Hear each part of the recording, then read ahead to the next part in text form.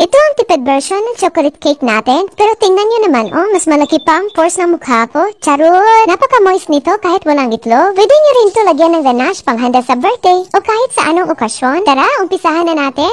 At dito sa ating mixing bowl, maglagay lang ng 1½ cup ng all-purpose flour. At sunod natin ilagay ang 1 cup ng sweetened cocoa powder. At ito pala ang ginamit ko para hindi na ako maglagay pa ng asukal. At lagyan din natin ng 1 tablespoon ng baking powder. I-mix-mix muna natin itong ating mga dry ingredients. Lagyan lang natin ng 1/4 teaspoon ng asin at 1 can ng evaporated milk. Kung may fresh milk ka or tinimplang gatas, pwede rin po. I-mix-mix lang natin ito hanggang sa medyo combined na ang ating mga ingredients. Ayan, at pwede na natin ilagay ang 1/3 cup ng butter. I-mix-mix lang natin ito ulit bago natin ito salain.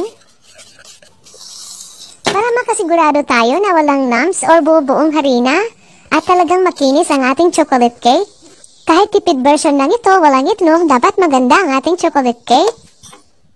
At i-transfer lang natin ito dito sa ating baking pan. Nilagyan ko lang po yan ng parchment paper para hindi tayo mahirapan mamaya sa pag-unmold.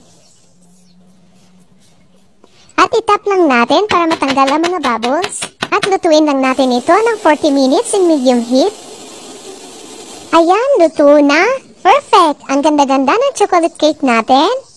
Maglalagay pa sana ako ng ganache, kaya lang tipid version nga ito, diba? Kaya kakainin lang natin ito ng ganito. Maganda lang na malamig na inumin o kape. Solve na ang merienda. Kaya kung nagtitipid ka, subukan mo na rin gawin ang version na to. Maraming salamat hanggang sa susunod po.